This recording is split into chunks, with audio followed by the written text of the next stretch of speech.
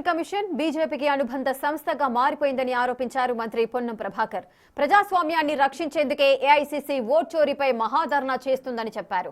BJP ఓట్ల కోసమే రాముని పేరు ఎలక్షన్ కమిషన్ ను ఉపయోగిస్తుందని మండిపడ్డారు. రాహుల్ గాంధీ పోరాటంలో ప్రజలంతా కలిసి రావాలని పిలుపునిచ్చారు. పీసీసీ భారతీయ జనతా పార్టీ ఎన్నికల కమిషన్ పూర్తిగా పార్టీ అనుబంధ సంస్థగా వ్యవహరిస్తూ భారతీయ జనతా పార్టీకి కనుసన్నల్లో పనిచేస్తున్నటువంటి సందర్భంలో రాహుల్ గాంధీ గారు ఈ యొక్క ఉద్యమాన్ని తీసుకున్నారు. తెలంగాణ రాష్ట్రం నుంచి కూడా గౌరవ పీసీసీ అధ్యక్షులు, ముఖ్యమంత్రి గారి నాయకత్వంలో మంత్రులు, పార్టీ నాయకులందరూ ప్రజల సంతకాలు తీసుకొచ్చి ఈరోజు రాష్ట్రపతి గారికి ఇచ్చే సంబంధించిన విషయం లోపల మరి తెలంగాణ నుంచి కూడా అనేక మంది ఢిల్లీలో ఈ ర్యాలీలో పాల్గొంటూ ఉన్నారు.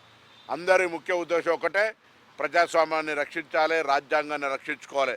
ఆనాడు స్వతంత్ర ఉద్యమంలో మనం పాల్గొని ఉండకపోవచ్చు.